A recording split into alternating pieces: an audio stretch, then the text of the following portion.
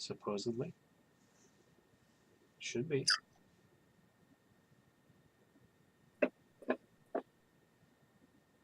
Yeah, it looks like it's live. YouTube probably as well. We'll check that as we go. But, all right, let's start it off. Ready, boys? Yeah, that looks like it's live as well. Okay. No, I'm not ready. Okay, get ready, because I'm about to start reading. Are you giving a count? Are you giving us a count? I'm going to. As soon as you guys say that you're ready, I'm going to count. Ready. You look like you're ready. Ready. All right, in 3, 2, 1. Welcome to Home by 8, Drug by 10. This is a 5-bagger, which one of us watches the movie 5 times in 5 days, and the other 2 probably watch it once each. Today's movie is 310 to Yuma, an action crime drama released in 2007. It is 2 hours and 2 minutes long. This is Mel, Mike, and I'm Brian. We apologize in advance for the audio, video, and content quality. Enjoy! I'm not done, Mike, you pussy! Wait. Time Yeah. out. Time out. Okay. I just heard you say that one of us, in the prologue, one of us watches it 5 times a week, and the 5 other times in 5 days. maybe watches it once a week. Not, okay, So am hold I on. thinking? Let me read this slowly Am I for you one more time. thinking that No. you fucking I not love watched that some this is film? the first time you noticed that he maybe is in the text. Okay. First of all, both of you are wrong. First, What? there's No. no. I just Nope. heard you Hold- say, like you said, maybe. Once you one of us- both shut the fuck up, I will actually tell you what it says. Yeah. So first of all, there's no mention of week, Mel. So cram that up your urethra. Mike, there's no word maybe anywhere. So what it does say is this is a 5-bagger, which is when one of us watches a movie 5 times in 5 days. No mention of a week. So, next, it says, and the other 2 probably watch it once each. Doesn't say maybe. It says probably. Okay. But the I point of meant it, probably. We got the point of it is, probably- Everybody put one finger up. that. Probably is a very Whoa. suspect. sorry, you said one finger. That's 2 fingers. It's So like saying, probably I watched this movie and then I'm gonna fucking shit on this movie. Nope. Nope. But Okay.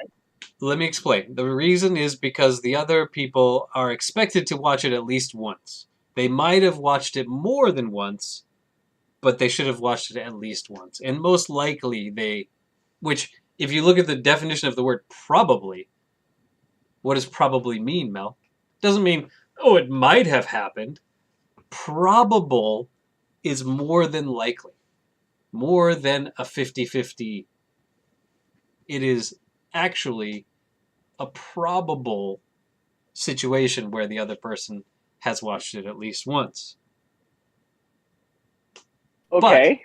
It doesn't say that the other people have to watch it at least once, or the other people have to watch it only once. And that's the most important thing. It's not the only. But also, if you remember, when we watched you joined us for the first time for The Princess Bride. Yes. You did not watch The Princess Bride for that week. For that week previous to it. So that's one of the other reasons that this is included, is because you did not watch the movie that week. That week. Specific week. Okay. Yes. But also, it doesn't mention week. It just says 5 times in 5 days. Which 5 days is encapsulated inside of a week. So, in any case, everybody okay? Everybody clear on the rules after episode 40 or whatever this is? I was kind of surprised that you said probably watch this like once. I lost interest way long ago and want to know who's your friend over there. Yes. This side, which I way? see. Yeah. Who's that? Who's your friend? This Who's is this a. dude? I think he's a Jagger. A Jagger. Whoa. Jaeger. I don't know. Whoa. Jaeger. It's definitely not a Jaeger. That's some German stuff. It's a Jagger or a Jaeger. I don't actually know. Mike, do you concur that it could possibly be pronounced Jaeger? I mean, I haven't watched a lot of Gundam, so I guess it could be Okay. Jaeger, but I don't. It looks pretty cool, Biggs. We were just noticing it. Yeah. If I look up a Japanese I lost name, interest in the conversation and just was like, hey, what's that robot? What's that? yes, I put him there because I had a big open space and I needed. And that actually might not even be a Jaeger. I don't know. I don't remember. Jaeger is the what's the Guillermo del Toro? Pacific Rim. Pacific Rim. Yeah. And then even before that, I immediately think about Jägermeister. Is that from college days? Jaeger. Jaeger means hunter, I believe, in German. Sure. That's why Jägermeister has a deer on it. I think Jägermeister is the master hunter. It is actually a Jesta. Like completely. By the way, it's a Jesta. Okay. So there we go. And this is my Jesta. Voila. Which means comedian.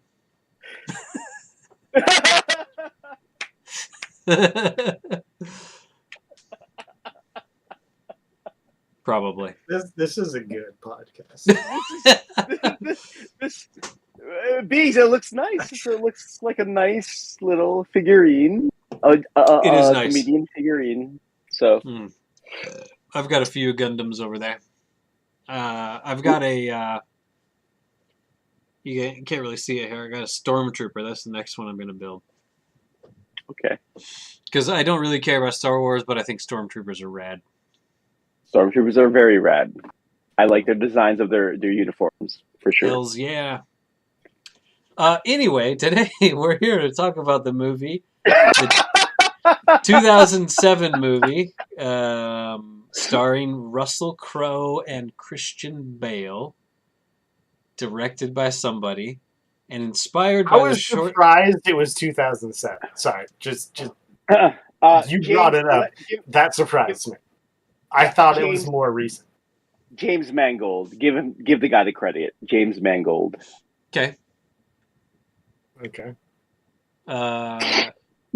What else has James Mangold directed?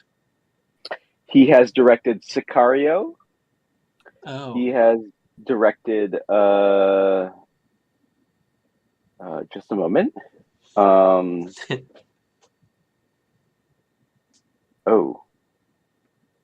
just staring at him right now. Oh, dreamy is he? Yeah, he's directed Logan, that Wolverine movie, Logan. Okay, over 2 for me so far. And very recently, back in the day, he directed Copland with Sylvester Stallone. Another 0 for 3. Yeah, and he directed the Johnny Cash biopic Walk the Line. Walk the Line, 0 for 4. Walking Phoenix. Yeah, and Walk the Line is pretty good. He recently directed Ford versus Ferrari. Oh, I did see that. I saw that one. Okay, so there's the first movie of his that you mentioned that I've seen. Oh, yeah, I've seen Ford first. Yeah. Okay, so anyway, this movie... He really is up and down for me. Oh, yeah? I mean, I've heard of all those movies you mentioned. That's a good thing. I've seen, I think, all of them. Wow. Wow. Did not like all of them. So, interesting. what's your take on 3:10 to Yuma? Who knows? But this is inspired by, based on the original short story by Elmore Leonard, written in 1953, I believe. Is that right? It's I don't remember the year. Yeah, it's I think 50 Yeah, something. 1953. Which is very short. It took me about 20 minutes ish to read, and very cool.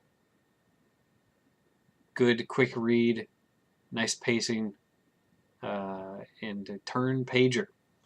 Also, it was made into a movie in 1957, starring some really old, ugly dude,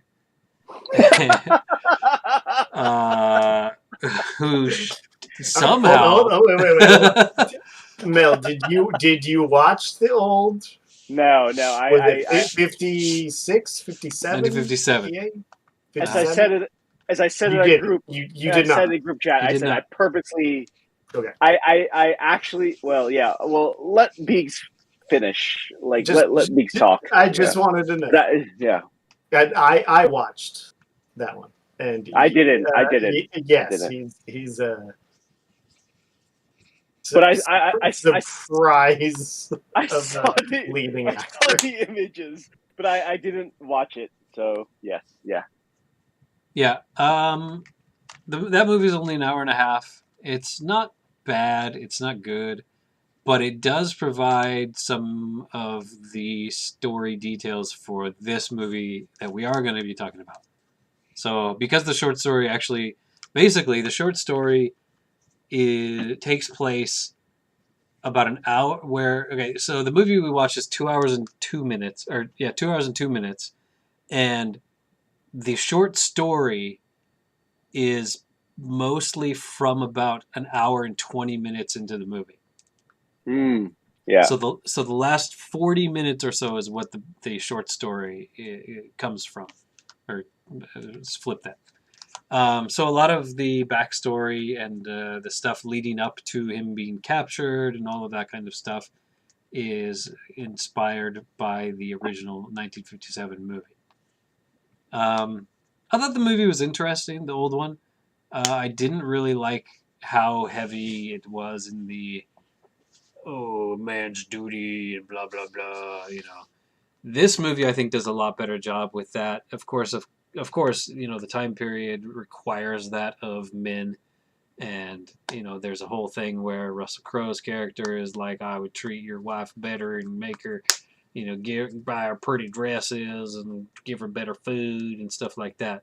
And so, of course that's in it. But it's a lot less. One thing both this movie and the old movie do is they eliminate the daughter.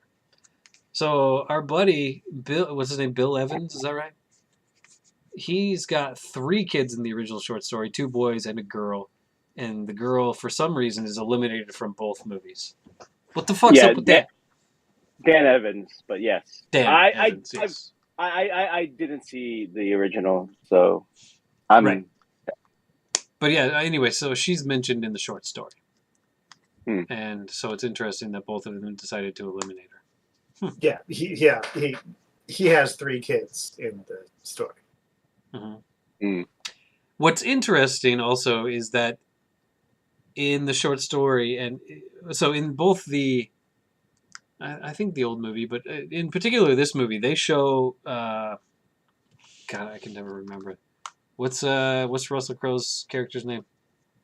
Ben Wade. Ben Wade. All right, so I'm going to jump in here and say it's fucking crazy that they changed almost everybody's name. Oh yeah. From each version. From the book, or not book, the story to the 50s movie to the 2000s movie. Like, they change everybody's name. It's fucking crazy. Except Charlie. Yeah. Prince. Except Charlie. Yeah, Charlie Prince is the same for some reason. Weird. Everybody else has a different name. Except I think the Bill Moon character or something like that is also the same. Oh yeah. The moon brother. Oh. Well, the brother gets killed, Mhm. but But it was a different setting. It was I think during I, it's the yeah, it was the Moon Brothers was more in line with the railroad construction. mhm. The foreman's, yeah, that's what it was. The foreman's brother was the one that was killed. Uh, Mhm. but yes, it had that vibe of That's when in this movie. Yeah. yeah. Mhm. So yeah, it's interesting. So the one of the things that I think is interesting about this movie that is very different than the original short story is that in this movie explicitly Russell Crowe is a killer. All right. In the short story originally that's ambiguous. We don't know if he was a murderer or not, which I Mm. think is interesting. I think that expanding on this idea could be a very interesting movie, right? Where it's kind of a bottle movie. They get to the hotel and it's basically just the interaction between them and like, that friendship or whatever being created and stuff like that. This movie is very much over the top bombast from the start, right? It starts with the burning down of a barn, and I think this makes all of these action sequences and stuff, and like the whole cut through shortcut through the pass where they encounter the Chinese railroad workers and stuff like that, and they blow up a tunnel, and they've got them hanging up, and they're using electricity to like torture them, Yeah. and And like then all of that, the Apache yeah, and the Apache attack and stuff thing like that, happens. and like all of that, like I think is a very Hollywood movie, but I don't know if it made it a better story. So I think reading the short story and watching the whole movie, I think colors my opinion of this movie because I did see this movie before. I watched this several years ago, but before this whole thing, I didn't remember anything about it. Like I actually didn't remember that Russell Crowe was the bad guy. I thought he was the good guy, maybe. I totally didn't have any memories of this movie at all. So it's definitely colored by reading the short story and watching the other movie.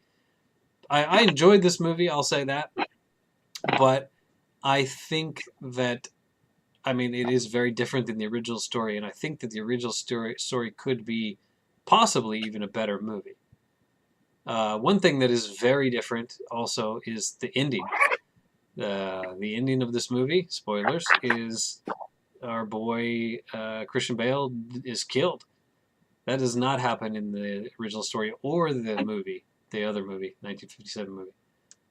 They, in those cases, both of them get onto the train and they ride away, and that does not happen in this movie. He is gunned down, and then as revenge for killing his new friend, our boy Wade takes out his whole gang, which is But also calls his horse to uh, follow the train. which is So interesting. So I actually watched this new movie twice because the first time I was kind of half paying attention. I was actually playing a lot of Fortnite that day, but so I was like, I'm just gonna watch this again anyway. So that's fine. And so I watched it again today, and Yeah. he does that throughout the movie. He calls his horse with a whistle several yeah, times. like Do it again, Mike. I mean, he whistles, but Mike, you can do it. You can. but doesn't he do like a and then whistle? I don't remember what the whistle is, but it's just a whistle. It was a whistle. It Yeah. was a straight up whistle. He anyway, he calls his horse, and but like the rest of the other I times, mean like the horse, that's the ending shot is yeah, the horse running with the train. yeah, and you assume that he's just going to jump onto the horse and ride off and not even go to Yuma, right? Yeah, of course. That's the assumption. But it's weird that like so he does that a bunch throughout the movie, but like they never show like the horse like running up to him. Like he'll go and Mm. get on the horse No. after he does it, but it's kind of a weird setup. It's not shown that the horse like instantaneously just fucking runs to him like in Red Dead Revolver or no Red Dead Redemption. You know, so I thought that was really a little bit strange. I think they could have made that. Can I just say, sorry, I'm very, very sorry to interrupt. No problem. But I just wanted to say, like, I was hoping one of you would start mentioning Red Dead Redemption. So that's it. Yeah, I was a huge fan of the first game. I loved Red Dead Revolver, and like nobody played it. But then Red Dead Redemption was huge, and I also really liked it. But in the middle of it, it got kind of tedious, and so I stopped playing it. And then finally, I went back, and I'm like, all right, I'm going to finish it. And I liked it overall. And I never really played Red Dead 2, except I played a little bit of the online because I got it for like $5 or whatever. But Yeah, very little. But the first movie, or first game, I really liked. Yeah. So I didn't take a ton of notes other than that. Yeah, it's much more bombastic. I think it's beautifully shot. I mean, a lot of it is framed well and color corrected, and all of that stuff is just gorgeous. I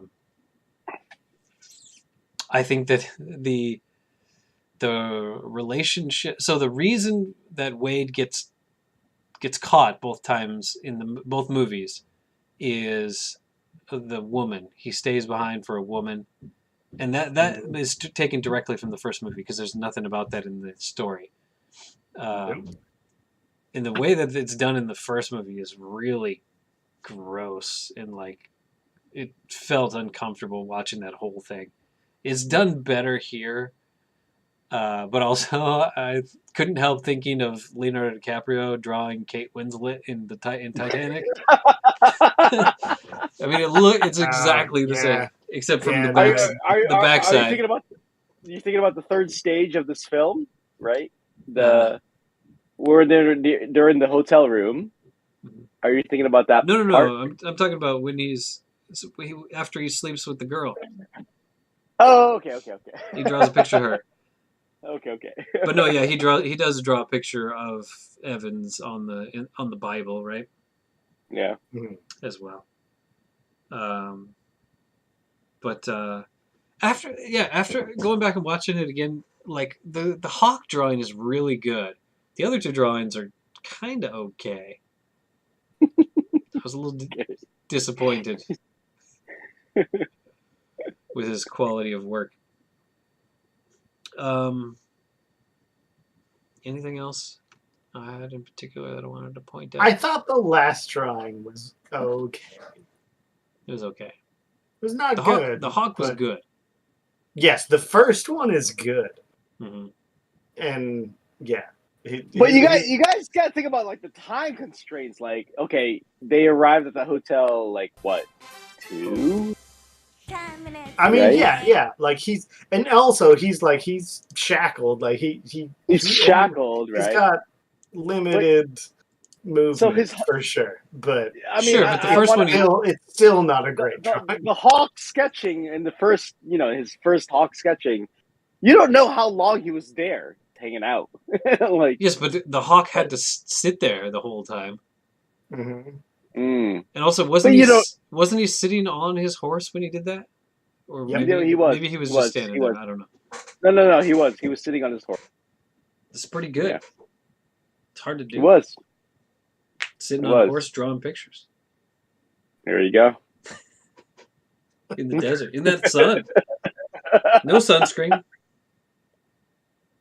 Why am I thinking about? I just suddenly was thinking about Soundgarden, like what's that song? Black Hole Sun, yeah. I was immediately thinking about Black Hole Sun right now when Big said that. Sure. I did have one more complaint I wanted to bring up is that they have 2 lead actors, neither of which is a native American English speaker. Which I thought was a weird choice. And in general, I think they do a pretty good job with an American accent, but they also at times you're like, oh, they're doing an American accent, and it kind of it's an interesting choice. It's it's obvious that nobody speaks American Uh-huh. in some of the scenes.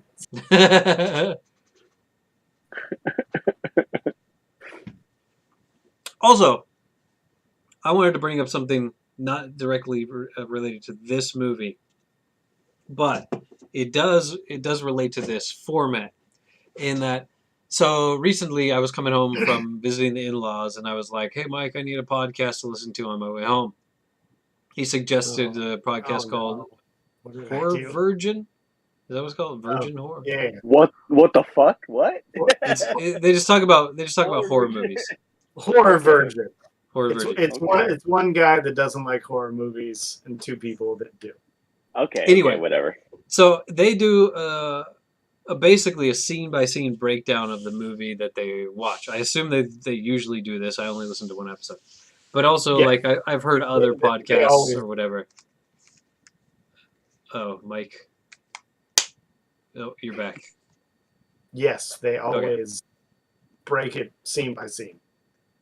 Okay. So anyway, I was curious. What do you guys think of that? Instead of taking turns in the order that we usually do, what about doing a scene by scene breakdown? Do you have any ideas? Any qualms? Any pros cons for that idea? I am very cool and down for that. However, Biggs, I think it's a lot of work to do a scene by scene breakdown. It really, really is a lot of work. Sure, it could be.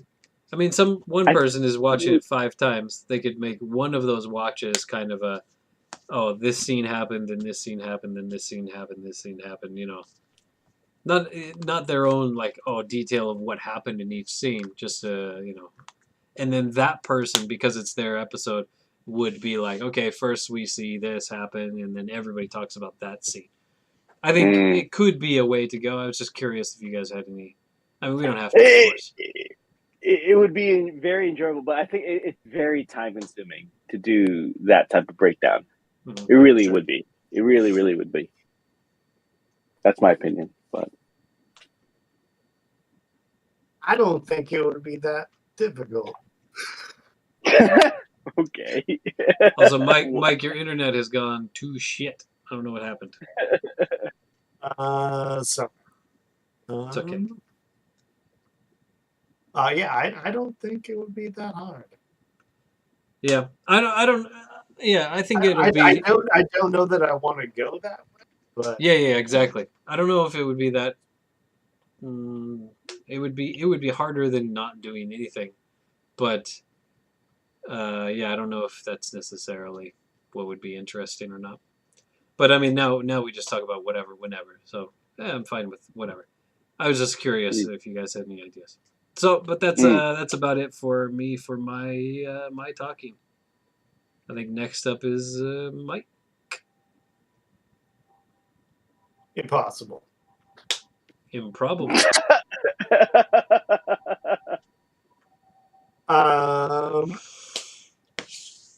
I think I feel very similar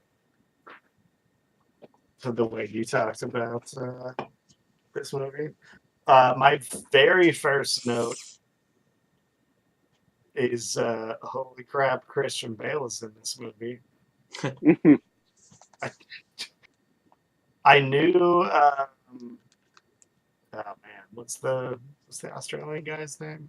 He's New Zealand. He's a New Zealander, but he's Russell Crowe. Russell Crowe? Yes. I knew Russell Crowe was in this movie, but when it started with Christian Bale, I was like, oh wow, he's in this movie. How is that possible?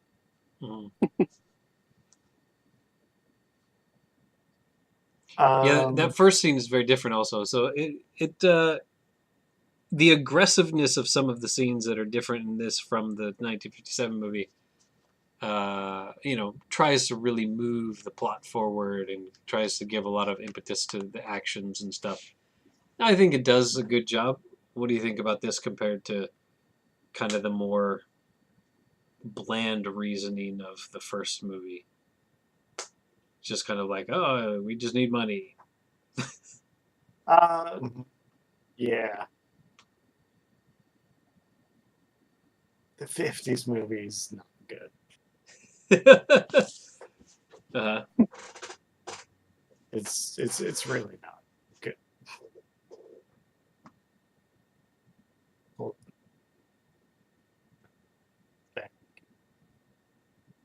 Yeah. The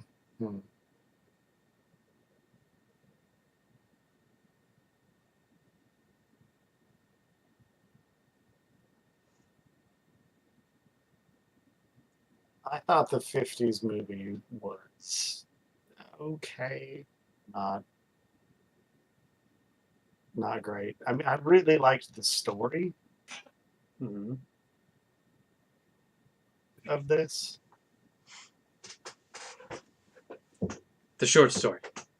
Yes, yeah. The short story I really liked. So it was weird to see both of these movies add so much. So much. It's like the short story is like maybe a 20-minute movie. Like it's pretty crazy. But I really liked the short story. Me too.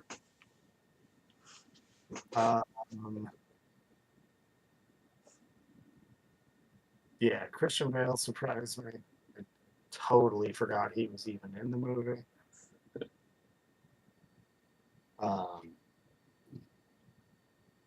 The medical procedures in movies in history are real rough.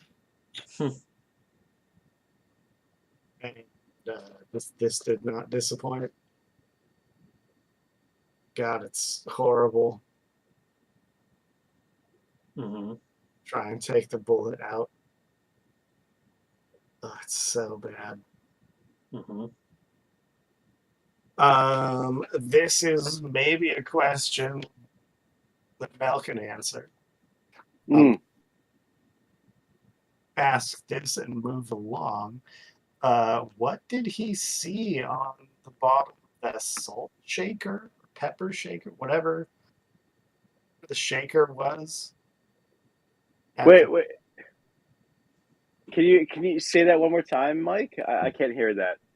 You're breaking up right now. Yeah, your internet's real bad. Can you hear me? We can hear you, at least I can, but you're not moving in your video. Yeah. For the most part. You might want to just hang up and call again or join again. Yeah, that's what I was going to do. Okay. Hold on. I'll be right back. But what he was saying, Biggs, like I agree with it. Like, but I want to wait till Mike comes back because I actually read the short story today, right really? after I'm watching. Yeah, just right after I watched the final time. Mm-hmm. So it kind of opened my eyes about like the actual short story, the influence, how it made with this James Mangold feature. Mm-hmm. But to be honest, I can't compare with the 1950s film because, as I said before, I didn't really watch it, so my take is going to be only the 2007 film. So yeah, with the short story. Yeah. And you don't need to watch the 50s movie.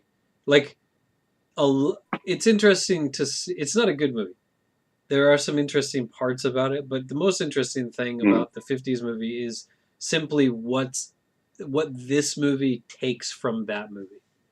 Right? Okay. Because the short story is so limited, and like I said, it's really only the last 40-ish minutes of this movie, right? A lot of that backstory is taken from the 50s movie directly, right?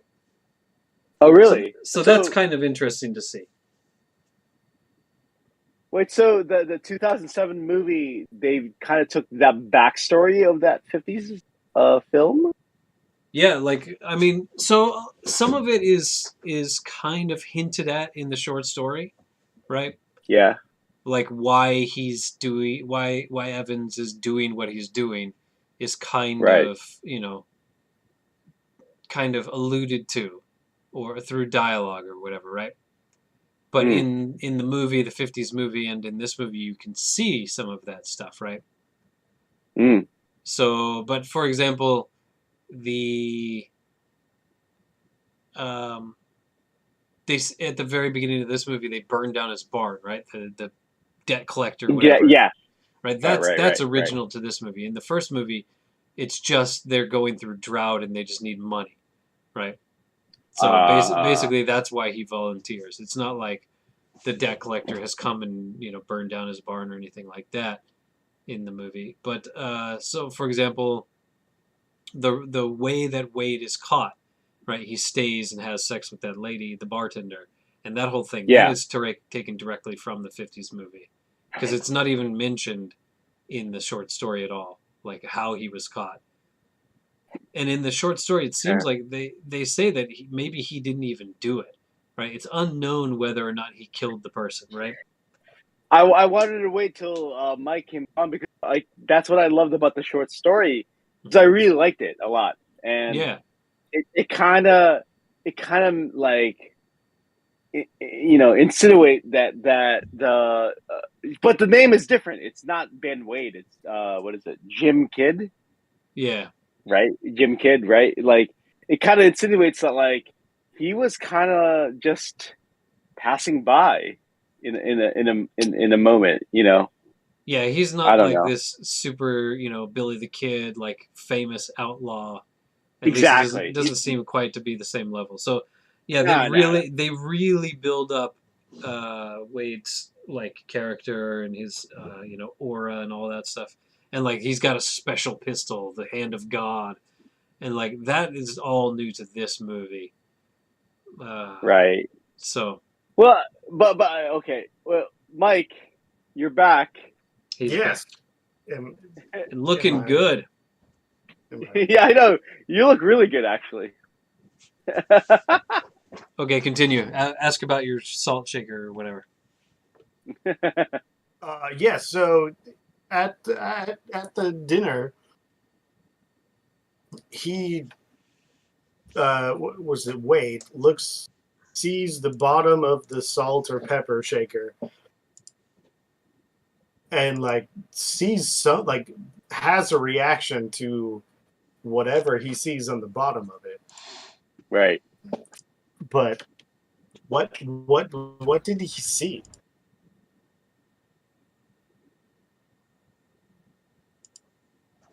No, Do you remember the smell? I don't remember this. nobody knows. I don't remember. Well,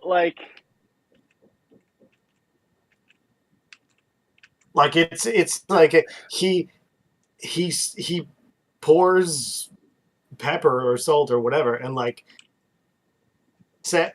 he sees something on the bottom of the shaker, and then puts mhm. it down, and then says, "Have you ever been to San Francisco?" Mm-hmm. Is the next question he asks uh, her. I'm looking at it I now. I so he was basically at that moment in time he was basically gauging like who was Daniel Evans, right? Okay, this rancher trying to make it out in Arizona. Clearly he's in a lot of debt. Like he Yeah, realized at that point in time, uh, and Daniel Evans and is he in a has said lot of debt. he's from the East. Yeah. And then he looked at his wife, he looked at the children, and he had this moment of like, okay, this dude is just really out, just to survive and make it. And that was okay. If it was my turn, that was the moment where Ben Wade was thinking, okay, I have a lot of respect for this guy. Like, I really do have a lot of respect for this guy. But he was not fully invested with Daniel Evans, but like, I can tell during that time when he was in his house and noticing that he's really in it just for the money.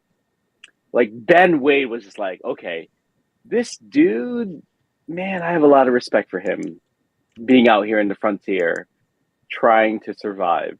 And that's when the relationship between Ben Wade and Daniel, Daniel Evans, that's when it started to like grow, in my opinion. I think so. I've just watched this scene back, and I don't think it's something that he sees on the bottom of the pepper shaker or whatever. I think he's reacting to what she asks. Because they're talking about the plan of.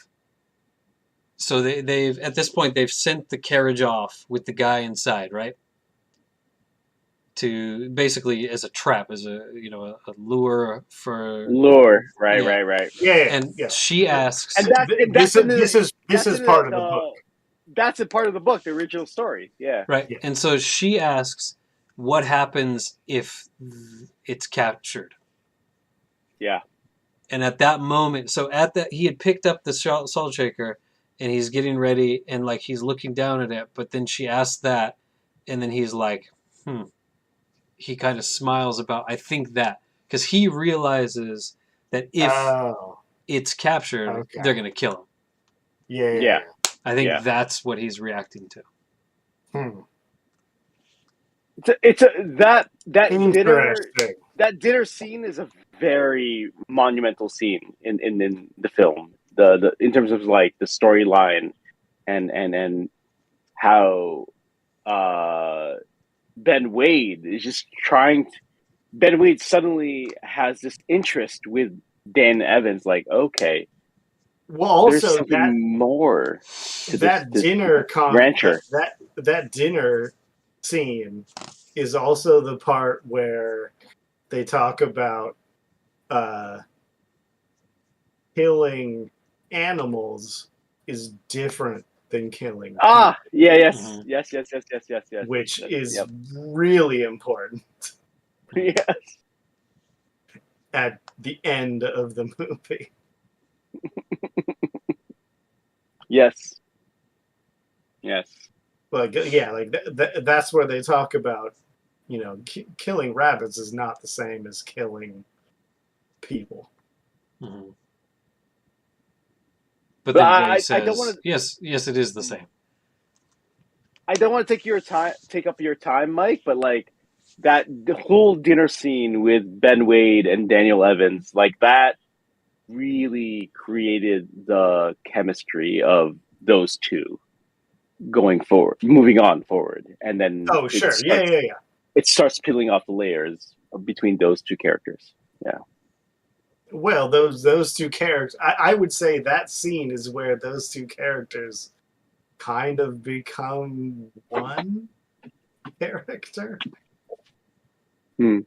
Like they are basically the same person from that dinner scene on, I think.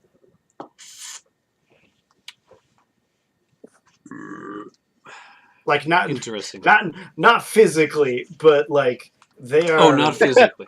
Extremely the same person throughout the rest of the movie, I think.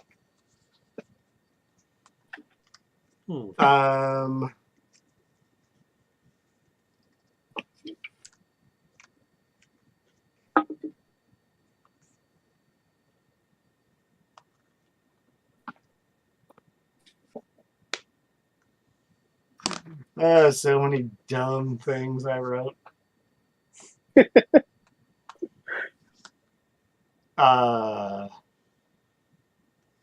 I'll do a couple dumb things.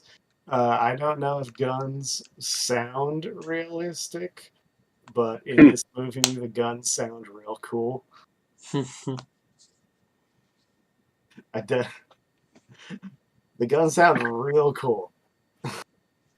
Yeah, man. If I've ever wanted to own like a 19th century Gatling gun, that's what I really want. Uh-huh. I don't know how I'm gonna fucking use that shit, but like, yeah, Not in any good way. Like, no, it just sounds like badass, like that 19th century Gatling gun. Like, all right. Yeah, the Gatling gun sounds so fucking cool. All of the pistols sound cool as hell. Yeah. Which leads me to my next dumb note. I can't imagine giving my fool son a gun. I was waiting for one of you to say something about the father-son chemistry. I was really waiting for some of you to talk about this. So the father's, because I think this father-son chemistry is a very important role in this movie. The kid in this movie is older than my son by a couple years, but yeah, can't imagine giving son a gun. He's a ungrateful little shit. this is what I wanted to know about. This is what I wanted to know. Oh, Beegs, Mike, I really wanted to know if you were, being paid to escort the Outlaw. I know it was a different time, but I wanted to ask you, if your son just suddenly tagged along, how would you react? Like, I wanted to know, how would both of you react if Beegs, your Mayor Coon, just be like, no, I want to come with you, Dad, and then Show said, Dad, I got to go with you, Mike. You know, like seriously, how would both of you react?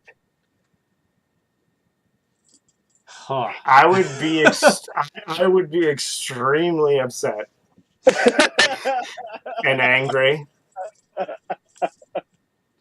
Yeah. Well, okay. So let's go down this path. Does Show have a gun, or does he get a gun when he gets to me? It's very different. I don't know, but I mean, do you have a gun also in this scenario? I think in this scenario, yes, I would have a gun. Then why wouldn't he? Well, okay, sure. It's a good point. Beegs, how would you feel if all of a sudden Mayor just like came out and just joined your posse? Joined my posse, huh? Yeah.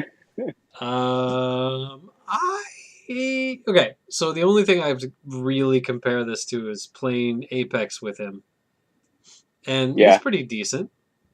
I mean, I wouldn't want him to do it, but again, I wouldn't want to do it myself. So if I had to, and he was like insistent upon it, and it was 1885. Yeah. Then maybe I'd have him. Hey, there he is. There he was. Then maybe I'd have him point a gun at a criminal. I mean, at the time, also in this story, it was yes, yeah. It was what, a posse of like 7 dudes. Exactly. 5 dudes with one prisoner who's handcuffed. Exactly. Then, I would probably I wouldn't feel great about it, but I wouldn't also, if you change the story and like you had a band of 7 dudes attacking our homestead, and it was just me and him, I'd fucking throw him a gun and be like, take out as many of those motherfuckers as you can, man. Oh, fuck. Yeah. Yes. Yeah, exactly. Also, But you know, this is a very different story. It's Sure. your both of your sons followed you and said, "Dad, no, we got to take part of this Yeah. venture." If he followed me and then I found him or whatever along the way, am I gonna say, okay, no, you go home by yourself the 100 miles that way through inhospitable desert where there are dangerous Native American groups? I don't know if I would say that. I would say, okay, now you're here. Well, fuck, you got to stick with us. So Yeah. Yep. No. Yes. No. Well, I'm Good very work. mad that you did this, but what am I gonna do? Yes, exactly. Good work, you idiot. Yeah. Now you're stuck here. Go get my whipping belt. But that's what I was thinking about with this film. I was just wondering that you guys thought about this because, like, I think there's a very important father-son dynamic that's going on in this film. Sure. Oh, sure, yeah. I mean, that is a majority of what this movie is about. Is Yeah. the relationship of the father and son, which is interesting because that's not a majority of what the book or the short story is about at all. But it is a huge part of this. Of course, the relationship between the criminal and the rancher is a big part of it as well, and how that changes and whatnot. But it's really about him redeeming himself in his son's eyes, right? Yes. Yeah. So. Yeah. Which fucking little shit. Fuck him. Ungrateful little bastard.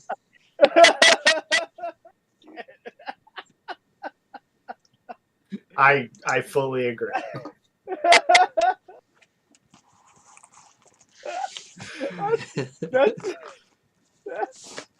That's all. I only have a couple more notes. Okay. Then we can move on. I think Charlie Prince is the best second in command of anyone ever. Say what one more time? I missed the important part of that. You think he's the best? Charlie Prince Uh-huh. is the best Oh. second in command of any second hand man ever. Mm-hmm. Right hand man. Yeah. He's the best. Also, he's the worst, but he's the best. I really like Charlie Prince. I did not love him. I mean, he played a good bootlicker, but yeah. But I think it was maybe his leather jacket that I disliked the most. But I can't see you. I can't see you wearing that that leather jacket. I wouldn't really. I mean, it looks like a Confederate soldier's jacket, just a leather one. Yeah. And I don't know. I didn't love him. But then again, I didn't love Wade, and I didn't love Christian Bale's character either. Sure. I was gonna make a joke and say I loved Luke Wilson's character, but I don't think that's good either. Okay. He's not a good character. Oh, I did like the guy that fucking Wade fucking stabs in the throat with his fork. That guy was a piece of shit. Oh, yeah. He was an asshole. Yeah. Oh, God, that was such a good... He played a great asshole. He played a really amazing asshole. Thank you for for mentioning that. He played an amazing... He's the one that burned the barn down. Yeah, he burned the barn down. He fucking stole Wade's horse. He sang the song. He did something else, too, before that when they were in Bisbee. That was real well, I mean, dickish. it's still horse and In my notes, I have where have I seen this deputy asshole, and it's the guy we're talking about right now. Yeah, he was real good. Yeah, he was. Yeah, He's like the Walmart like brand of like this is where you buy an asshole. $9.98. Like fucking. He really is. He encapsulates the word asshole. Really, he really does. he's the Blob in X-Men, which X-Men? is The the like Blob? the big fat wrestler guy. Really? Yeah. Which X-Men? Oh, The first one? I think the first one. He's also in Real Steel. Hell yeah, I haven't watched that yet. I've never watched that yet. I also have not watched it yet, but That should be Mike. That he should be is your in tagger. Real Steel. Robo Jocks? Is that what it's called? Robot Jocks. Yeah. That movie is great. Hold on. What? Uh, You can see? Okay. Good night. Oh, good night. good night. Yeah, he's been in a couple TV shows too, but yeah, that guy sucks. Yeah. Okay. I'll find out his name while you're finishing up your thing. Yeah, Charlie Prince. I like that character. I like that he just like can shoot anyone from anywhere, and it doesn't matter. I thought that was cool. I'm. Can I just stop you there, Mike? I was just gonna say like, Charlie Prince. Like, I wish I could master the Schofield revolvers. Like that's badass. Like double Schofield revolvers. Like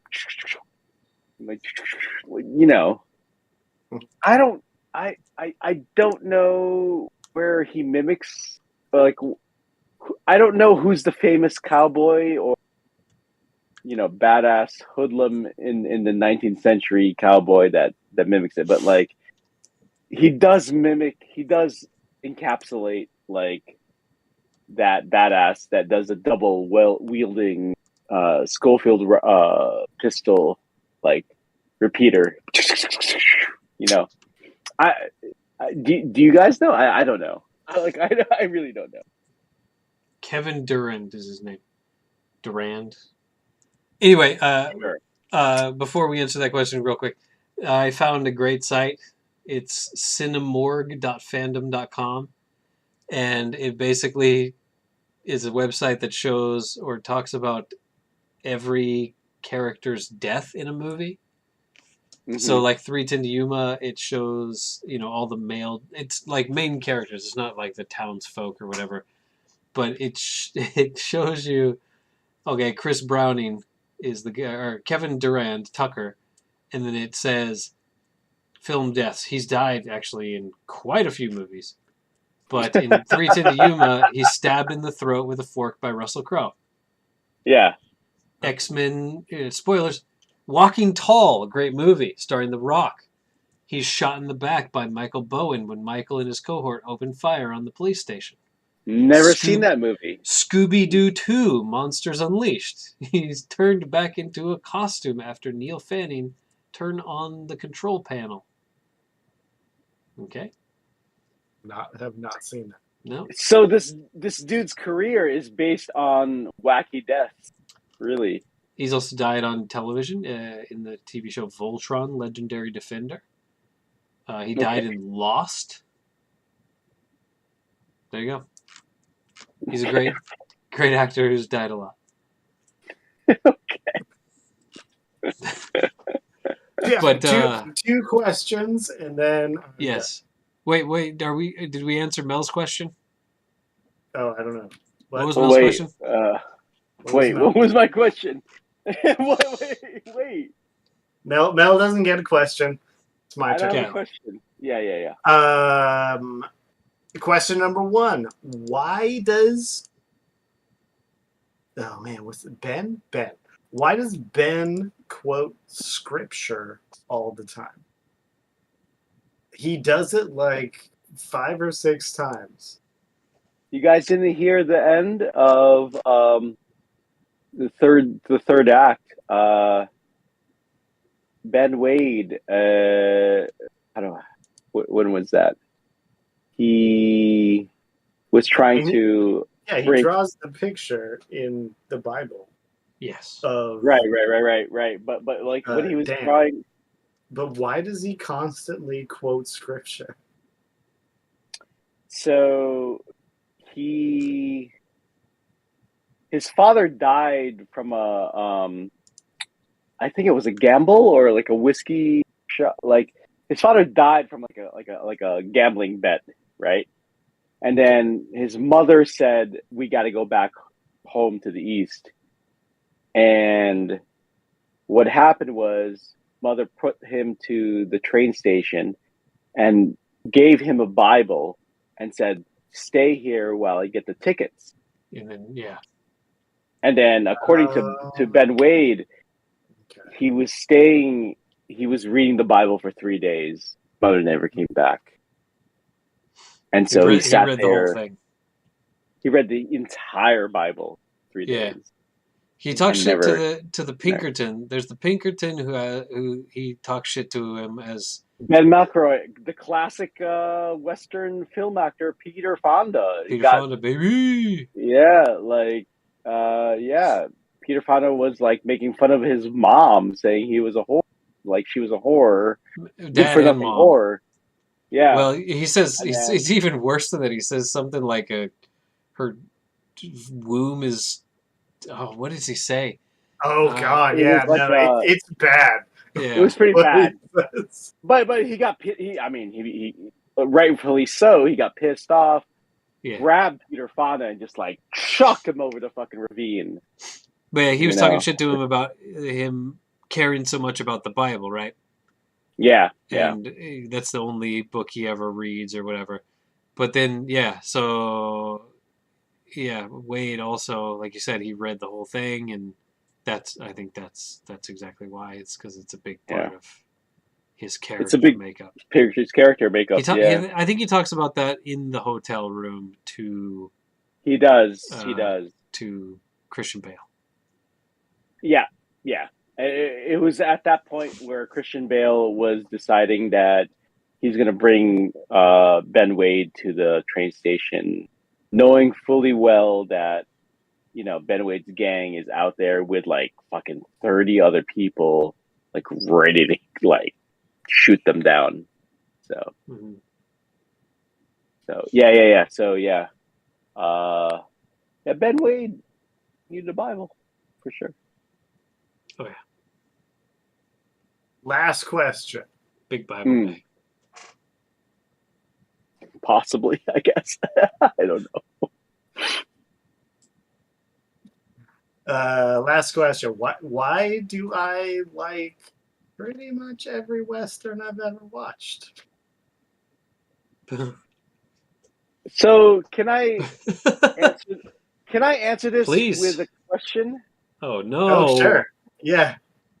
In the history of Five Bagger, how many Westerns have we watched, guys? Stagecoach. Yeah, one. I think Yuma. I think we might be at 2. It's 2, right? It's 2, right? There's Miller's Crossing is almost there. Yeah, but that's not really a Western. They wear hats. It's not quite a Western, but it's right on the edge for sure. Is it just 2? Hold on, I've got an official list. I thought seriously about this, and thank you, Mike, for asking us, because like We probably only watched 2 westerns. Westerns, yeah, it looks like just one officially.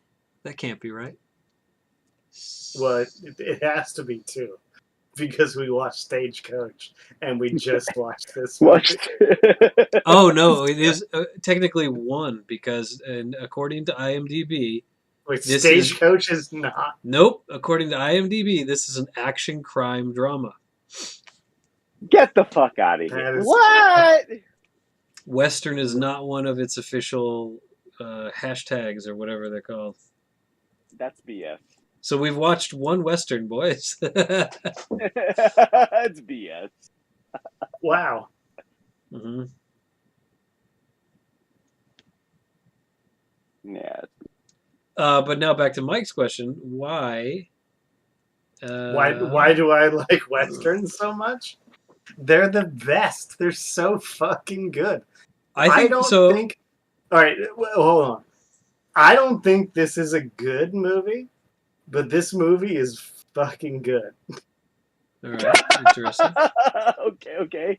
So it all started. I don't know if that makes sense, but for our generation, I like that take. People of our age, it all started with Unforgiven. Before that, none of us had watched a Western that wasn't on fucking extended cable that your grandma or grandpa was watching. And they also had Lonesome Dove and Rawhide were some of their favorites. And it was boring. It was nothing interesting at all to any of us. And then Unforgiven came out, and then Tombstone came out, all in a relatively short span of time, and they were badass. Now the question is, are those simply good movies, or are Westerns intrinsically badass? And I think the answer is Westerns are intrinsically badass. There's many of them that have been made that are bad and not badass. But that's because they were just, it's like, you can watch a good romantic comedy or a good love story, but then also there's the Hallmark Channel. And I think Westerns should be intrinsically badass because it's basically about good versus evil.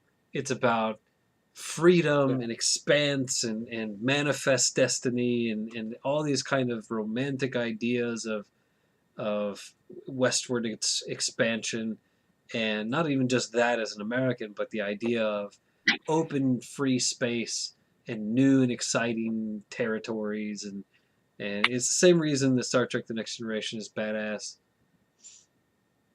It's that there's something on the horizon, something new to discover, and freedom and lawlessness and no cell phones and all kinds of cool stuff. But besides Unforgiven and besides Tombstone and besides this movie, is there another Western that you can think of that you think is badass? I can think of 3. Giant is one. Was that a Western? Giant's badass. Sure, not on my list. Stagecoach.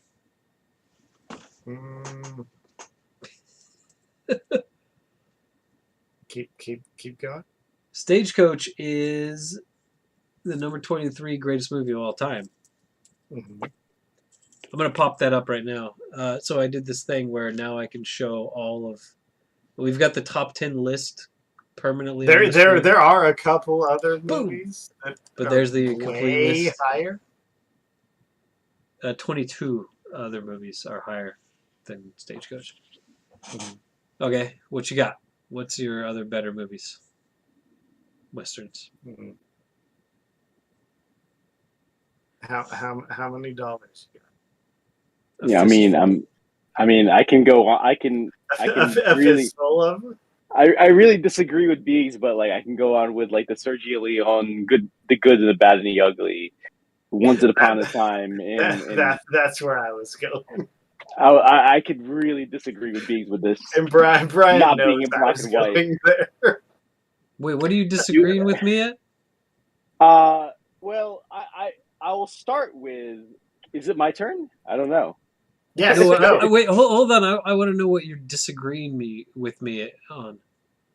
I'm disagreeing with the fact of like the dichotomy of like yes, we do have these fables and stories of why westerns are very attractive. Like we have the good and we have the bad, The bad right? And we have the ugly.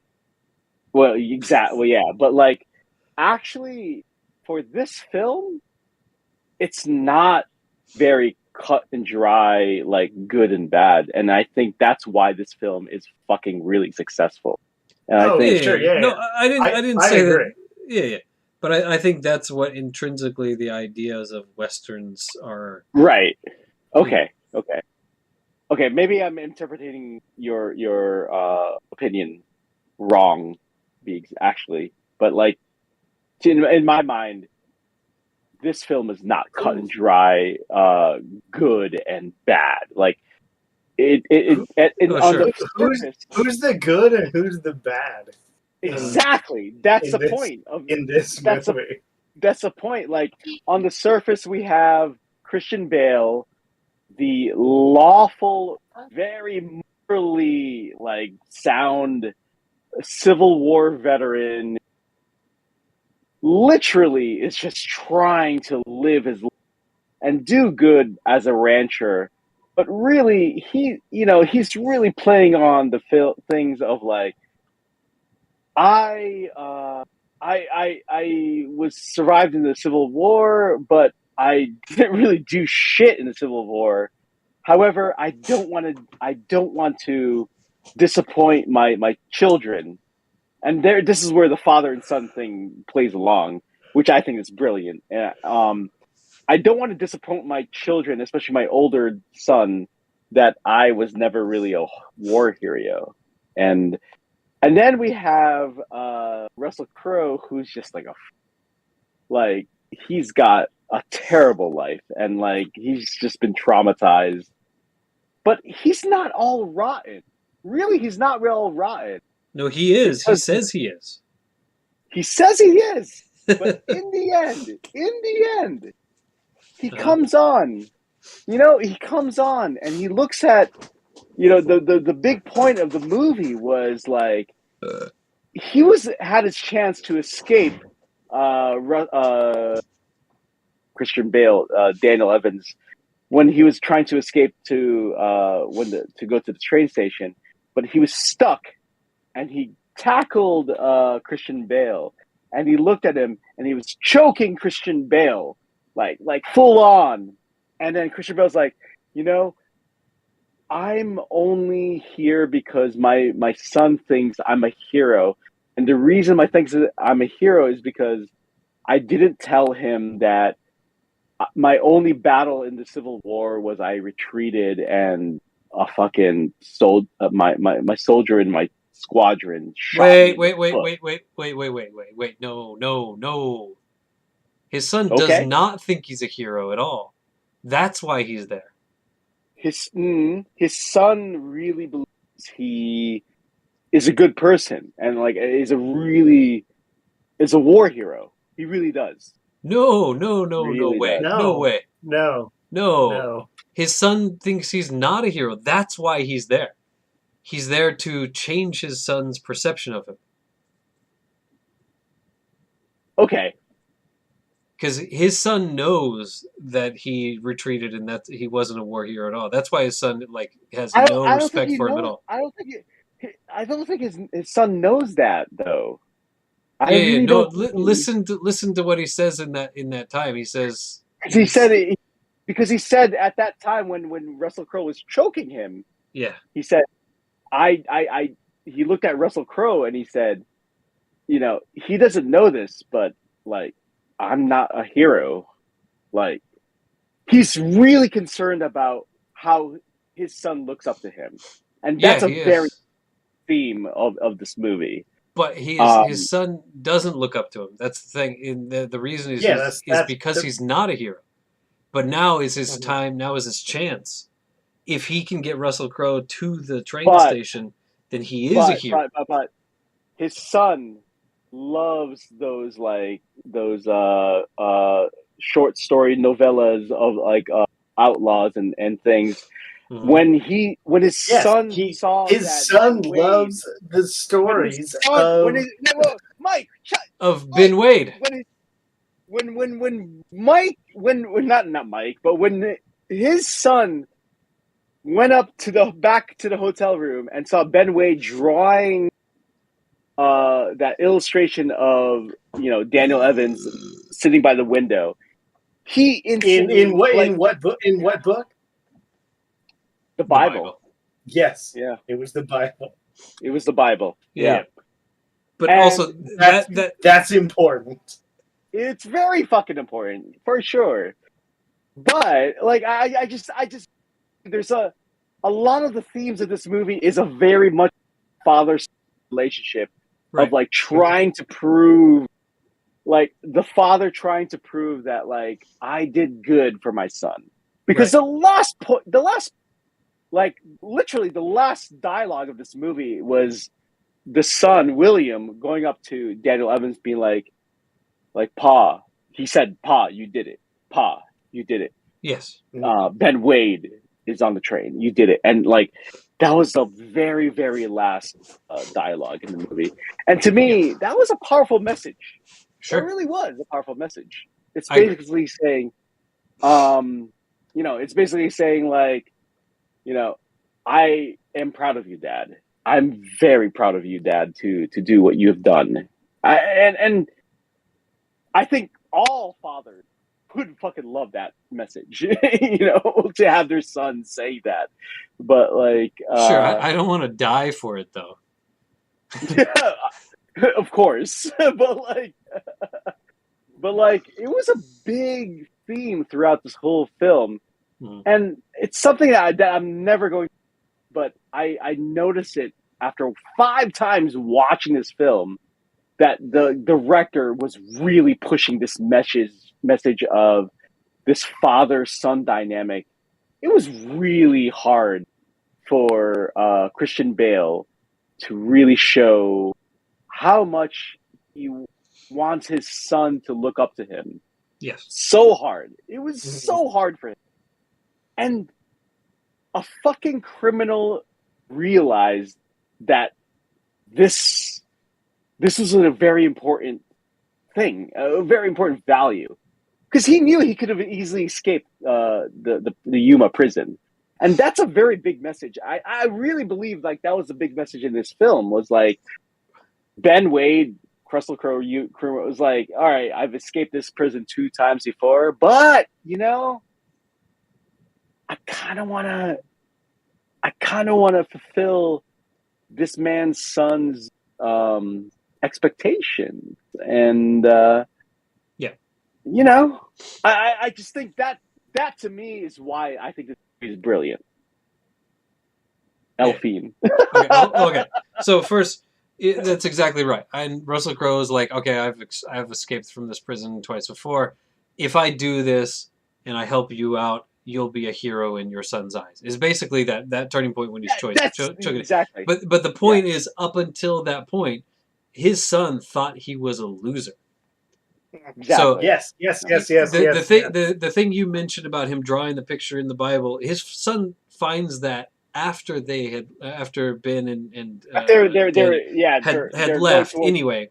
So it wasn't an influence, but also before that, at the house and stuff like that, the son like looks up to Ben Wade. He like thinks he's cool. Yes. Like you said, he's really interested in those dime store novels and whatever those antics. Like that's the first scene of the movie, is him looking at one of those stories of an outlaw, which were super popular, like Billy the Kid and blah blah blah. Those kind of. Even at the very end, when the son went up to his father who's dying, right, and then pointed the gun at Ben Wade, and was like just threatening to shoot him. Yeah. But he looked at Ben Wade and like he just couldn't. he just couldn't pull the trigger. Yeah, because I think at that point of course, Ben Wade he killed everybody because they killed his dad, right? So, like he couldn't do it not because he was weak or anything like that, but because he could see in Ben's face that he had also come to respect his dad, I think, right? Exactly. So, but that's how I believe. Yeah, he respected. Yeah, and like that, that's the whole drawing and all that stuff. But yeah, so I mean, it's about it's a redemption of this father in his son's eyes, but also in other people's eyes, and respect and blah blah blah. But yeah, I want you to watch that one scene one more time where he's choking him. Just listen to what he says, because he says that something, I can't remember the words exactly, but he says something like, imagine what it's like to have your son not think you're good. I saw it 5 times. Yeah. He said, like, imagine how it feels like to know that your son thinks I'm not a hero. Basically, that's what he said. And I would watch it now but I can't because the audio will come through on the stream, so I can't watch it now to say exactly what he said.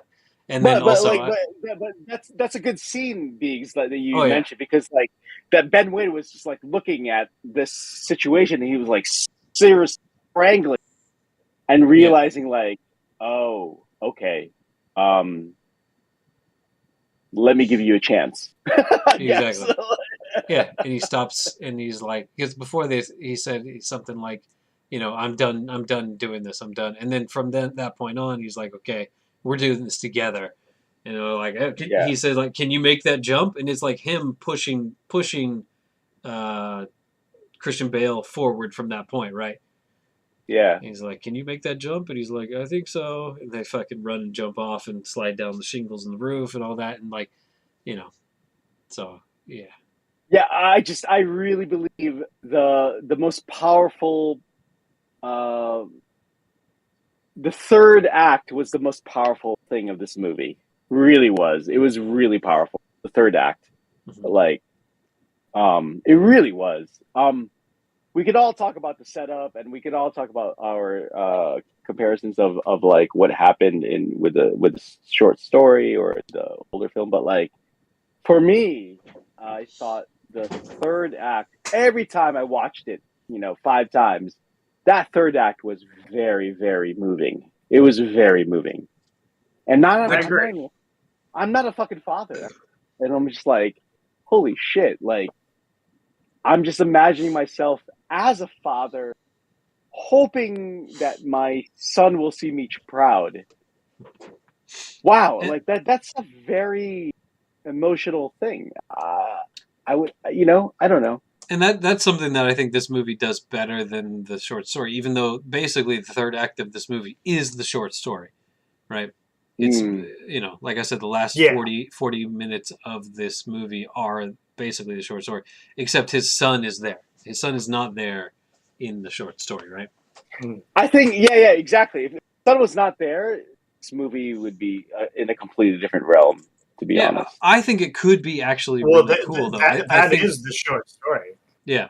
Yeah. Like if you had like like think of it like an old Alfred Hitchcock style movie, a real like not a North by Northwest or something like that, a much more enclosed, a much more rear window style movie. One of these movies where it's like there's not a lot of action, not a lot of bombast happening, but you're telling story through these dialogues, through these interstitials and stuff like that. It is, I think you could make a very interesting movie out of this. It might not have some of the same impact, and you might not be able to convey the father-son dynamic quite as clearly, but you could still make a really interesting movie, I think, out of this.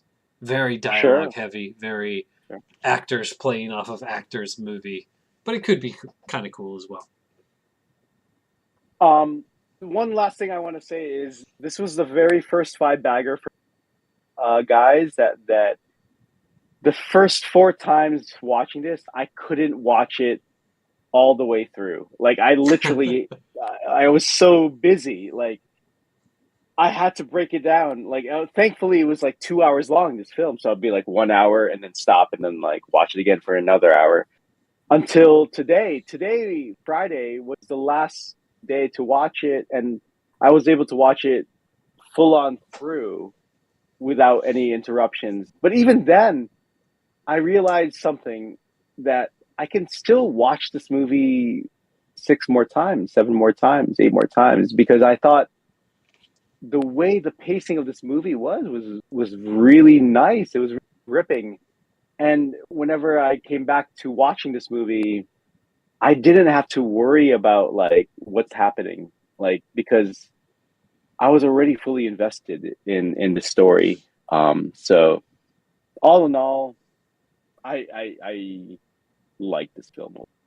Also, and I don't know if Mike knows this for sure, but while you were restarting your computer or whatever, Mel said that he read the short story today also. Oh yes, I did. Oh yeah, okay, good. I read it right after I to you guys. I watched it 5 times and I read it, and I love the short story. Actually, short story is real good. The story's really good. I gotta say that like the last lines or the last couple lines are a little bit corny when they're on the train together. Oh yeah. But other than that, it's real good. Up to that point, it's real good. My favorite part of the short story was the tension. Can we talk about this? The tension of what is the guy's name? Dick Moons or Bob Moons, like the brother. Moons is good. The brother. It's Dick Moon. It's Dick Moons. Yep. Dick Moons. Dick Moons and his brother. I don't remember his brother's. I don't remember his brother's name, but like it might be Bill. He came up to the hotel room. He's like, "You shot my brother," and like, like the marshal. And there's a scene in this movie that there you think that's. I mean, after reading the story, you didn't read the story before, but there's a scene in this movie where the marshal comes up, Marshall, something like that, comes up to the room, and when he came up to the room, I was like, oh shit, is this where he's gonna someone's gonna jump out and try and shoot him? Jump out. But then they're like, nope, hey, we're here to help, and I was like, oh wait, okay, interesting. Okay. Because that really surprised me, that scene of the story. So yeah. So everybody should read the story. Elmore Leonard, he's a very famous writer. He's written a lot of good stuff that's been really a lot of it's been turned into movies and TV shows, unsurprisingly. Yes. You may know him from such productions as Jackie Brown and Get Shorty and Get Shorty. That's right. Yes. Get Shorty. And some other stuff. And some other stuff. I can't remember. Check him out. He's written quite a few short stories. All right. Are we wrapping up the movie? Is there anything else you guys want to say about the movie? I'm good. I do have to take a break though. Hold on. All right, no problem. Is that cool? Okay. Yeah. Yeah, that was a good story. I'm glad I read it. I don't know if I mean the 50s movie. We can talk about this since Mel's not here. I'm glad I watched it, but yeah, it was not good. I'm just glad I watched it to know what they took from it for this movie. Yeah, but unfortunately, I feel like they took a lot from that movie into this movie, which I don't think they needed to do. It sounds like Mel's peeing. I wasn't gonna say anything. I just muted him, but I mean, hey, folks, he might have been filling up a cup with water. But who's to say?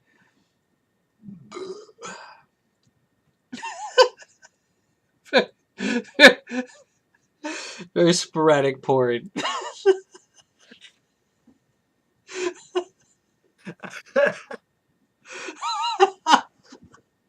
I'll fix it in post.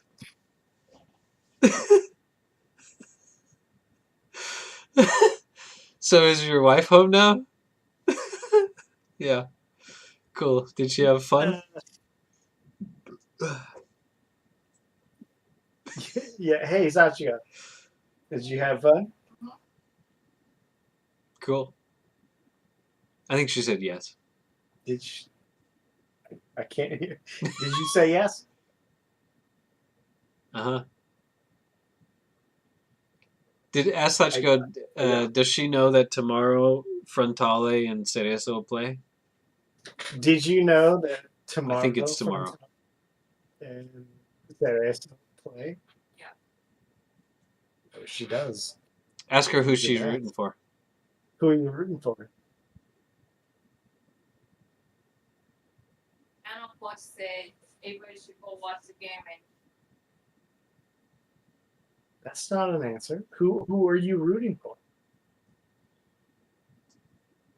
Say Forza Frontale. She said whoever. Oh. What? Okay, then Forza Frontale. Hey, Mel. Hey! Hey, you're back. I heard you guys saying that I was seeing, and then I totally did not mute. Yep, that's okay. I muted you after a little bit. I Okay, didn't. Okay. Did you hear Well, the no, triple? yours doesn't matter. Mine is the one that is of record. Let's say It's fine. it's I mean, fine. It's I fine. should have muted you when you left. That's on me. It's okay. But who knows what you were doing? No one knows. It could have been anything. No one knows. You might have could been, just pouring. You might have been bathing a could've been- Shar-Pei. Who knows?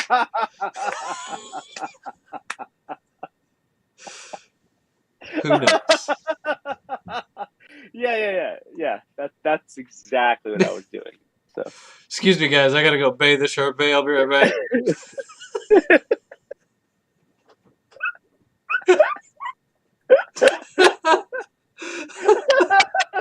Why would you do that?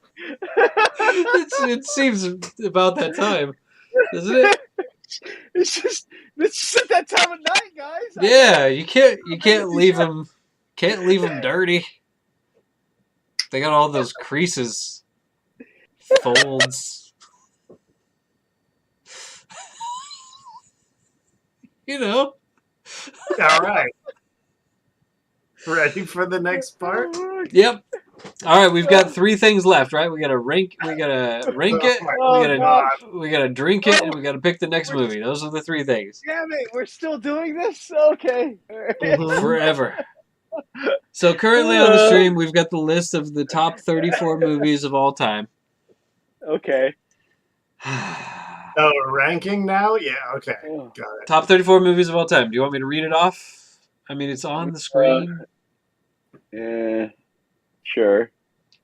By the way, I will say that the greatest movie series of all time is the Dollars trilogy, according to our Third and Wrong. The second best series of all time is Mad Max, and then number 3 best series of all time is John Cazale. Was also in 3 other movies series. Those are the best 3 movie series of all time. I apologize, guys. I don't know if I've ever joined you in a, what is it called? The Third and Wrong? Third and Wrong. You have never, because you've never been invited. Okay. Fair enough. I don't think we've ever had No, we've never invited anybody else. No. We only started doing this because we could do it more regularly than having guests on the Five Baggers. But it's turned out to be way less frequent because we have to watch a whole bunch of movies, and sometimes they're not great. We're currently in the middle of watching the Dirty Harry movie series. Oh shit! Oh, that's good. Oh. I've finished the first 2 movies. I don't know if Mike started the first one. I have watched the first one, and I have watched most of the second. Okay. I think there are 5 movies in that series, maybe. I think so. We'll see. Wait. Wait. I think it's 5. Yes, I think it might be. Anyway, so the top 34 starts with the Karate Kid and ends with The Right. I'm just gonna say that. 5 bagger. 5 bagger. That's what we're here for, folks. Karate Kid. Yeah. Okay. Yep. Got it. I know. I know where my vote goes. I have my vote as well. My ranking is locked. Do I have to talk about? Well, yeah, only if we disagree. Wait, hold on. If we all say the same number, then Bob's your uncle.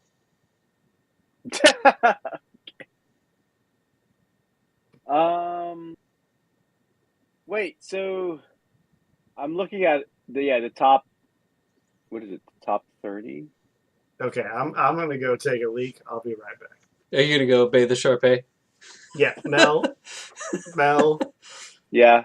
Figure out your number. I'm trying to think about it right now. I'm gonna go skin that Sharpay. No. Because I'm looking at the. Well, I'm looking at the spreadsheet that Biggs you're sharing at Discord right now, like the Google 5-bagger spreadsheet. Is it in Discord? I don't know. Yeah. I'm guessing this is this one. Hold on. There is a 5-bagger spreadsheet. Are you in here? I don't know if you're in here.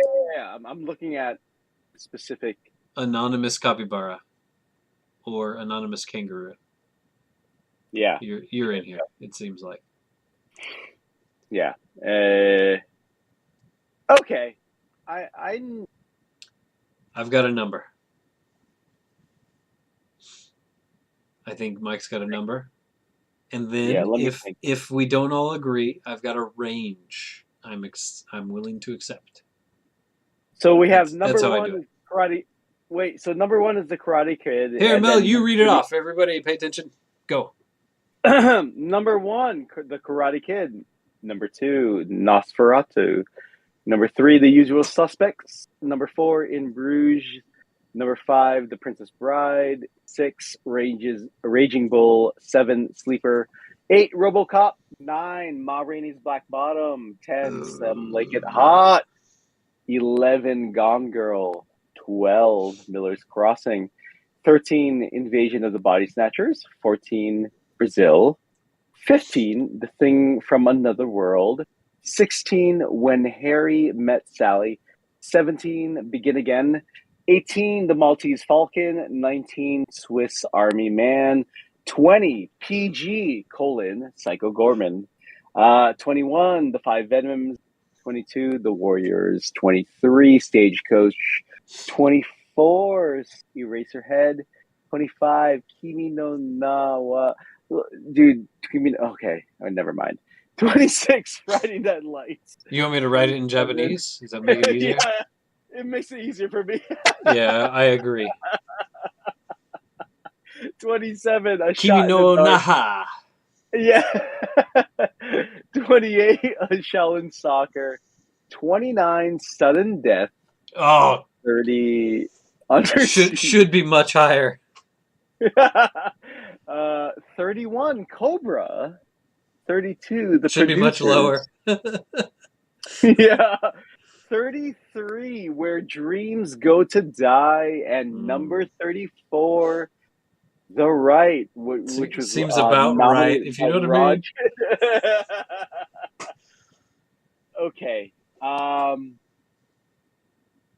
I know where I'm going with this. Me too. Yeah. I know I'm going to go with this. Same. I know where I land. I'm ready. Ready? All right, we're going to count it down like usual. I'm going to say 3, 2, 1, and then I'm going to take a pause myself because of the internet delay. And then we're all going to say our number at the same time. So it's going to go 3, 2, 1. You say your number. Got it? Okay. Yeah. All right, here we go. 3, 2, 1. 16! 9. What'd Mel say? Wow. 11. 11. So we got 9, 11, and 16. That's really good. I like that. It's a pretty decent grouping. We got a 7 spread. I like that group. Yeah. My max number, my max range was... My max range, I've got a max range. I always do. I went to the bottom of where I thought. Bottom? Wow. I'm going to say that your bottom... Ma Rainey's black bottom. Wait. What do you think about my bottom? Well, no, it's Ma Rainey's black bottom is number 9. Okay. Is my top. That's the range. top? That is my top range. Number 9? I'm not saying 9 is the bottom. I was guessing where you guys might go. I also think Ma Rainey's black bottom is too high. What did you say? You said 16? Yeah. I think Ma Rainey's black bottom is too high. I would put this movie above Ma Rainey's black bottom for sure. But also, I'm pretty sure I was the lowest on that movie. Yeah, you were. I remember that. I said 11. I said it's definitely above Gone Girl for sure. That's the movie I was gonna say. I think it's above Gone Girl. Okay. I could see it going at 11. Gone Girl might be too high. I could see Ma Rainey's black bottom dropping down to 16. What do you think? Well, let's talk about... that's weird. Wait. No. I don't think that's how it works. No, I like Mike's thinking. Like, Gone Girl is a little bit high. I think Gone Girl should be a little bit... I think really Ma Rainey's black bottom is the questionable one. Really? Mm-hmm. I'm pretty sure I was the lowest on that. I don't think I said 9. I'm pretty sure. I'm pretty sure I was much lower. I mean, if we're gonna go here, does anybody want to talk about Princess Bride? What about RoboCop? Yeah. Well, no. Yes. Hey, let's talk about RoboCop. Now you're pushing buttons. RoboCop. No, we decided. We decided. RoboCop? We decided after we hit a certain number of movies. I think on this current list there's 40 movies. So I think after we hit 40, then we reshuffle. Yes, yes, we did talk about, because sudden death is a travesty at 29. We all know that. Do we? Yeah. Okay, so right. let's do. We could talk about sudden death and RoboCop. So what about 11? Currently, 11, 12? How do you guys feel about 12? I'm very down with this movie as 12. Actually, I prefer this movie over Miller's Crossing. Mel's 11, 12. It's better than Brazil. While we're deciding, I'm gonna move these boys down. For sure. 12. Yes. Yeah, 12. Okay. I we're really gonna go believe 12. 12. We're gonna move these boys up here. I think it should be higher, but I mean, man, it's hard to put it above RoboCop or Ma Rainey's Black Bottom. Oh yeah, it's way hard to put it above this.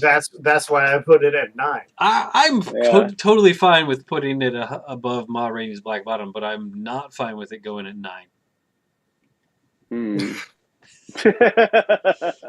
This is the dichotomy.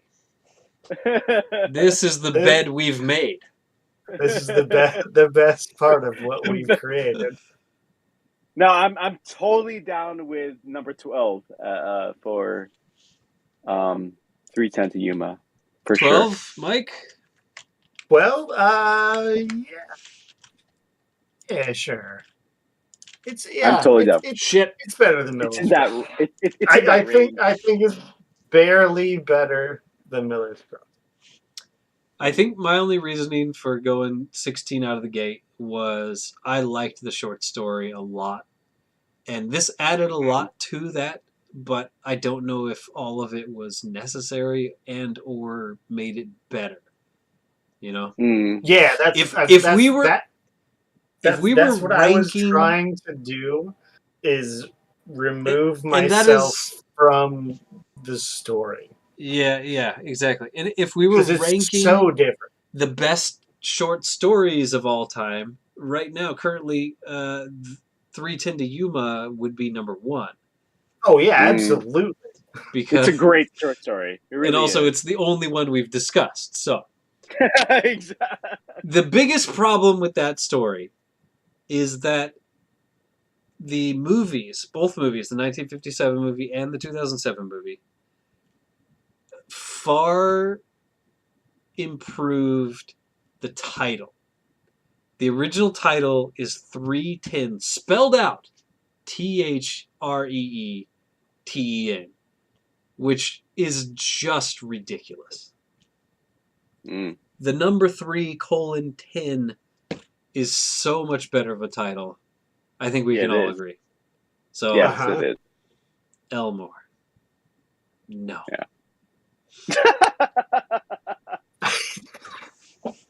All right, let's You want finish to this wrap it up, up, Mel? guys. You got Yeah, somewhere to be? I I just want to know what your drinks are. All right, So we have got a new number 12 all time, and it is 310 to Yuma. I've got my drink ready. Whoever wants to go first can go. I'll go first if you want me to. go ahead, B. Got my drink as well. All right, I'll go first then. Because shut up. What? What the fuck? My drink is a drink I've never actually had. Is this okay? You guys okay with this? Is this? Wait, hold on, Uh-huh. Mike. Do you concur? Like He's to totally fine with it. Don't worry nominate about to nominate. Being told to shut the fuck up, and then it. I've never actually had this drink I'm about to announce. Mhm. Yeah, And the only reason it's really fun. he's loving every second of it. Him and his Kenny Loggins ass hair, beard. The reason is because the only drink we see in the movie is whiskey. And just picking whiskey is Yeah. kind of boring. I didn't want to do that. Yeah. So what I did was I picked a drink that is inspired by the area, Yeah. which is southern Arizona, northern Mexico, and the drink that I've chosen is, I believe, pronounced Sotol, which is How do you spell a it? Sotol. Oh, I believe okay. it's Sotol. I checked around for the pronunciation, and I think it's Sotol. Anyway, it is basically a northern Mexico / southern Arizona area version of tequila or mezcal, Oh, okay. and it Okay. is indigenous to the area. It's made from a plant called a desert spoon, I believe, which can actually be used as a spoon, which is where it gets its name. And It's not. It's okay. It's not agave at all. Huh. it is not agave. It is. I don't know if the plant is actually related. If it is, it might be, but it's a kind of cactusy kind of thing. But anyway, it's a fermented, I believe, liquor that is in somewhat Interesting. similar to tequila or mezcal. Side note, Bees, have you ever? I know you have family, but have you ever been to Yuma or Contention area? Or Bisbee? No, I have not been. Bisbee? That's Okay. very southern Arizona, and I have not been down that far. Okay. Just wondering. Yeah, no problem. Yeah. Good question, Mel. I like it. I've been to northern Arizona. I've been to middle Arizona. I have not been to southern Arizona. Okay. Fortunately, it seems fucking hot as shit. Yeah, I mean, I'm just curious. I have also been to northern Arizona, not southern. One of my nieces, I believe she went down to check out the southern or the University of Arizona campus. That's as close as Okay. I've been. Okay. Okay. Just asking. Just asking. No, it's good. It's a good question. So I like it. All right, there's my Mike? drink. Next, Soto. You got a drink, Mel? It's gonna be very boring. I know Big's gonna It's know it's gonna be whiskey. boring. It is whiskey. Mine is also boring. All right, I'll go next. My drink is based on how weird I thought this movie was. Yeah. So,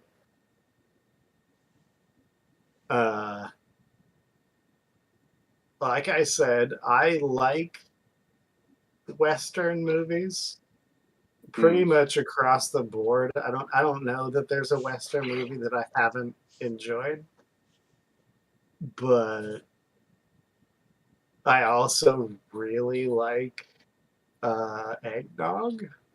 Ugh. Exactly.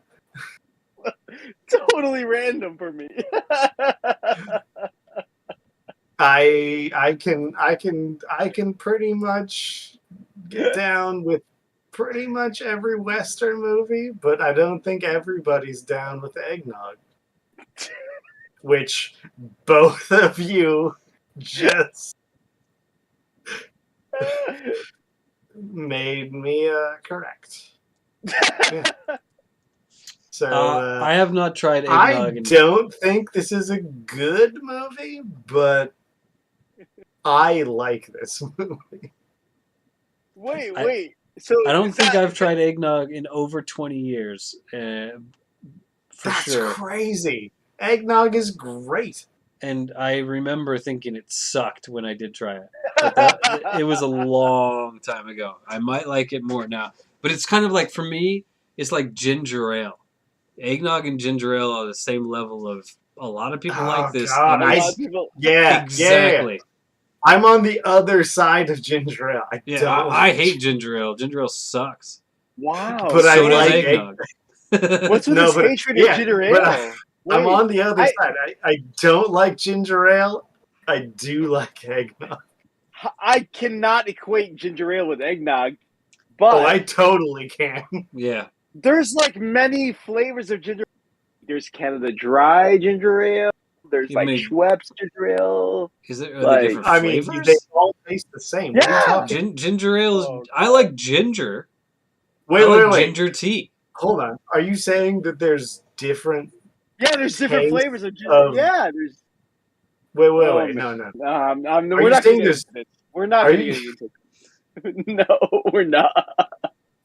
Okay. Because it's going to be we're opening a whole can of worms. But wait. I just want to know. I'd rather drink a can of worms than ginger ale. Are you saying there's different tastes of eggnog? I think so. I'm not. I mean, you can season them differently, right? You can put in. Sure. You could put in more cinnamon or like more cinnamon, more nutmeg. Yeah, sure. Nutmeg, yeah, more cloves. But more allspice. More garam masala. The ginger ale, does that all taste the same? No. That's like the pot calling the kettle black, my friend. I know. That's what I'm asking. No, it doesn't taste the same, Mike. Oh God, it does. Okay. Oh no. This is gonna be another episode. The ginger ale escapade. No, both of them suck. I'll just clear everything up right now. Ginger ale sucks. Eggnog sucks. Eggnog is my answer. Eggnog. Fucking insanity. So I'm cool, like you not liking eggnog beings, but like, how can you like have a hatred for ginger ale? It's not that bad. It really isn't. It's not that good. It's a horrible. Yeah. I feel like it's very easy to have a dislike for. I mean, I can imagine trying it now and being like, it's not as bad as I remember. Just like eggnog. I Yeah. mean, I'm an old man now, and my taste So we buds all. have mostly died off. So I imagine if I tried them, I'd be like, it's not as bad as I remember. But I'm not gonna be like, give me some fucking eggnog, bro. you know, you know, like I would with other drinks.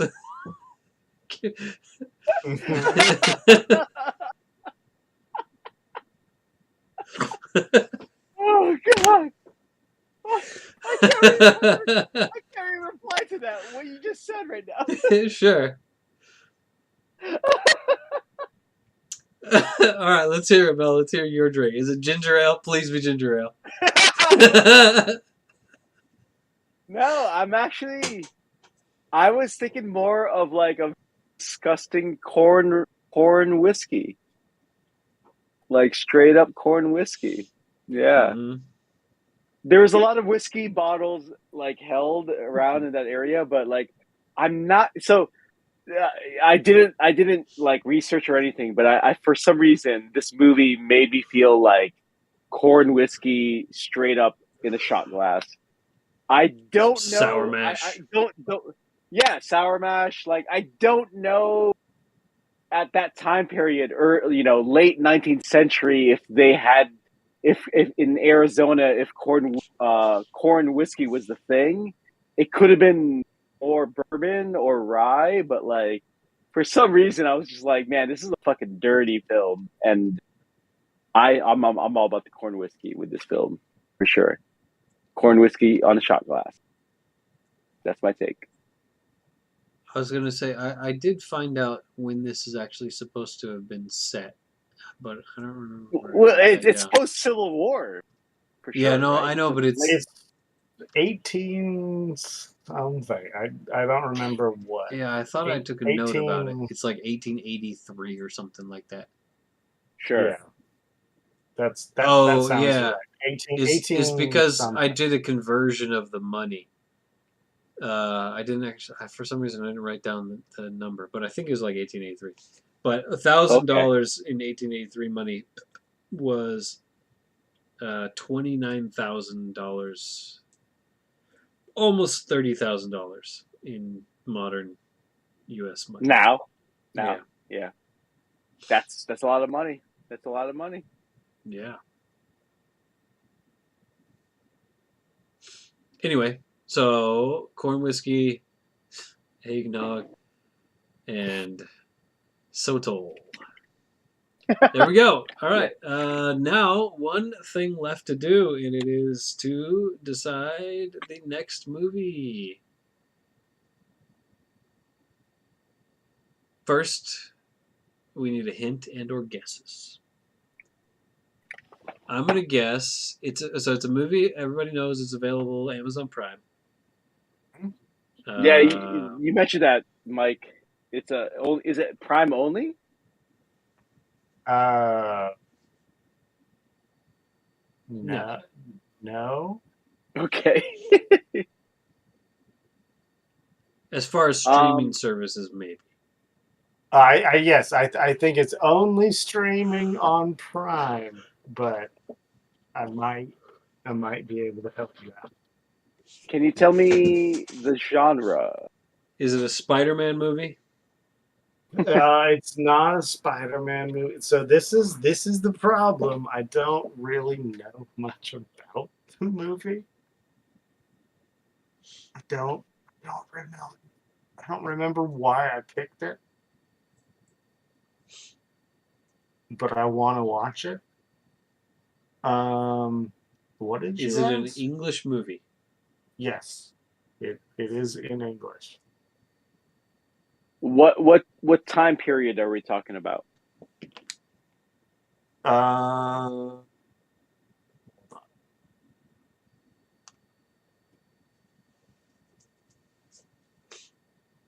Is it a horror movie?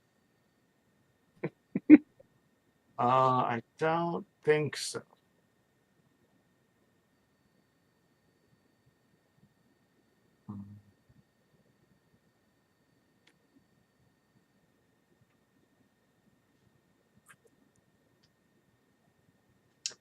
What do you guys think of It that could be. movie, The Assassination of Jesse James by the Coward Robert Ford, or whatever the name of that movie is called? I saw that movie. Yeah. That's a good ass movie. It's not what I picked. Okay. It's very long. It's very long. Very long. Yeah. Wait. How about Okay. Wider? What did you ask? Is it a horror movie? Oh, horror. It's crime thriller. Crime thriller. What's the decade? It was released in Do you like Blazing Saddles? 1948. Oh, Fuck. I don't think Blazing Saddles is a crime Blazing thriller. Saddles is not a It drama. was a Western. I'm asking you about Westerns. You said you like every Western you've ever seen. I did like Blazing Saddles. Yes, I've never seen this movie. 1948. Is this like? It's like the. Thriller. Is this like the original Dick Tracy? Like, what is this? I don't know. Like I said, I think you would know, because it would be called Yeah. Dick Tracy. I don't. Yeah, I know exactly. I don't think it's okay. This will help. Maybe. The director is very famous. Alfred Hitchcock. Mm-hmm. Oh, 1948. Is it? Oh shit! Is it? 48. Hold on a second. Let me look at my list. Oh, now you're just gonna look up? No. I'm looking at my list, dickhead. Is it something about family or something like that? Family Plot? Is that what it's called? Something like that? No. Okay.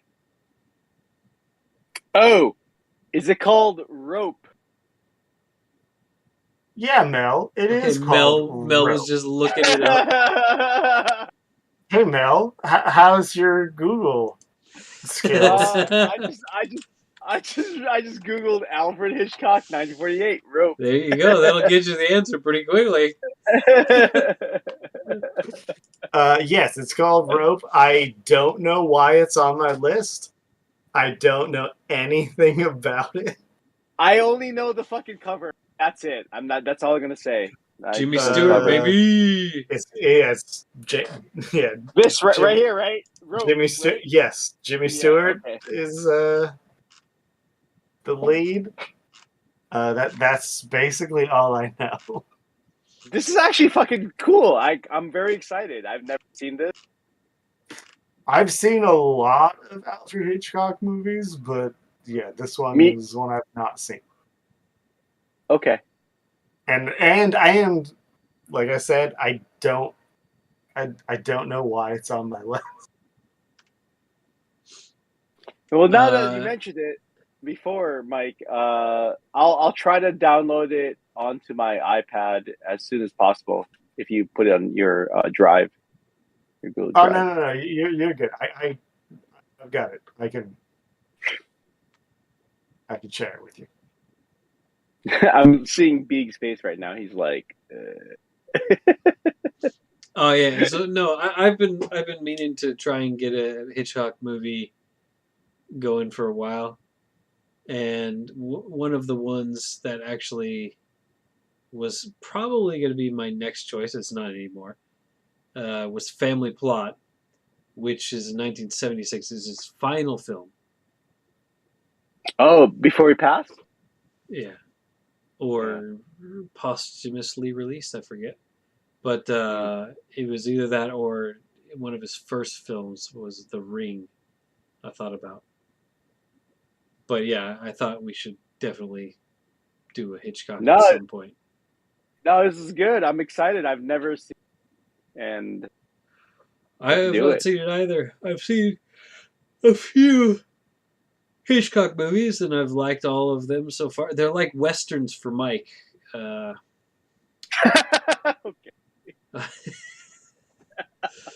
All the Hitchcock movies that I've seen, I've enjoyed. I think. And we did talk about a couple of Hitchcock movies during this podcast. North by Northwest came up. Rear View came up.